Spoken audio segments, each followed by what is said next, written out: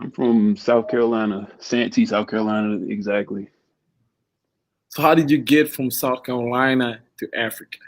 Can you explain a little bit to the people that are watching the transition from South Carolina to Africa?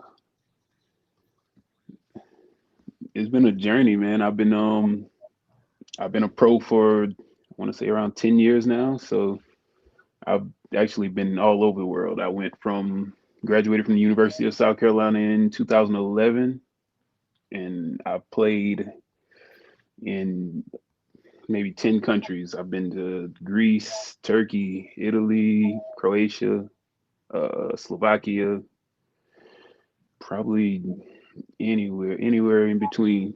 And it just so happened that I had the opportunity that to come and play in this league, and it was like, Can you talk? Can you tell us a little bit about your journey in college? Because you played basketball in college, and we have college students that are currently watching, and we also have people that are aspiring to be a professional basketball player. And with your experience now, they know that there's a way you can play basketball in NBA, but you can also play overseas.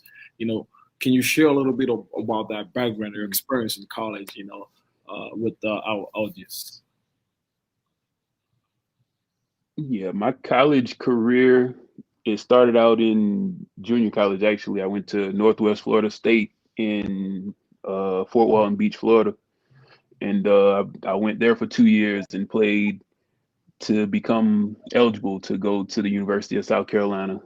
And once I transferred there, the transition on the court was on the court and off the court was smoother than it was smoother to me than it was for like my coaches.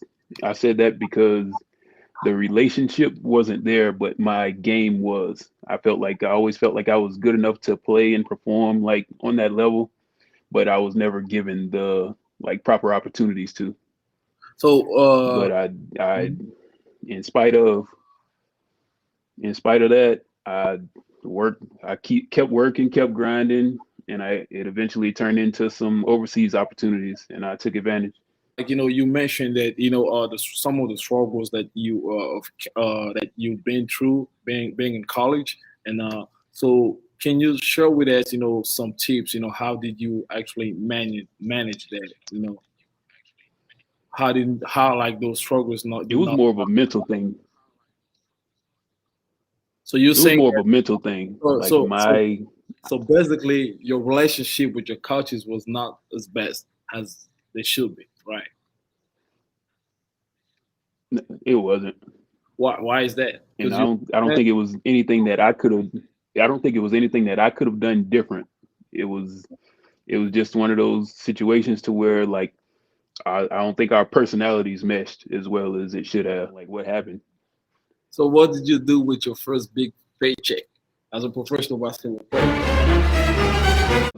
I got a chance to come home for Christmas from a break, and I was playing in Turkey at the time, and Turkey, for whatever reason, they were paying the Americans in cash.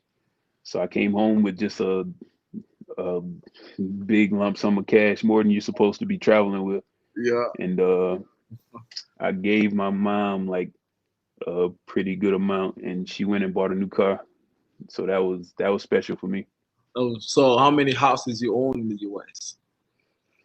I currently only own one. I'm in Atlanta, Georgia, but I have some plans outside of basketball to getting into real estate, and it'll uh it'll be something that I'm doing in the very near future. And so when it comes to giving back to the community, have you tried to look up how what are the ways that you can give the community with the brothers that are being exposed to violence, all sort of violence our black community is exposed with. So what Mm. has the position that you have now, as being a professional player, 90% of the kids in the US wants to be basketball players. So Mm. you are the dream to so many other kids. So you being in the position that you are now, And a lot of times they say that guys, basketball players don't give back. You know, we started seeing now with LeBron. I've seen LeBron, you know, doing a lot of stuff, but in general, you know, it's just mostly about, you know, the balling life, you know, cars, you know, Hmm. jewelry, you know, women, you know, and a lot of stuff like that. So, you know, what are you planning, you know, on, you know, when it comes to giving back to the community? I have a. It was a few years ago. I created a foundation.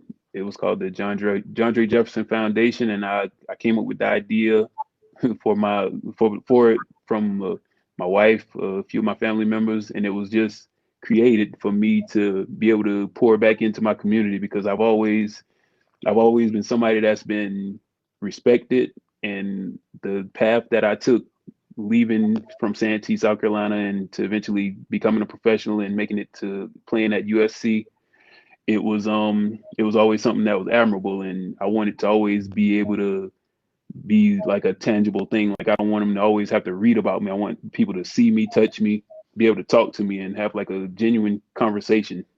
And my foundation, we actually had we've we've delivered food and provided meals at some nursing homes throughout the city, and we also did some back to school drives, and all that stuff it was actually good. It's a great feeling to be able to like be in a position to do stuff like that. So you are currently in Kigali, which is the capital of Rwanda, and Yeah, have you had a chance to go outside of your hotel? Have you seen the city? You know, have you been around a couple places? we haven't even when we got off the flight at the airport, we had to take a COVID test. We took a COVID test, and then we went to one hotel, which was the place we had to quarantine at for 24 hours until we got the results. After they get those results, we went from that hotel and we actually came inside the bubble where all the teams are and all the staff and everybody just affiliated with the ball.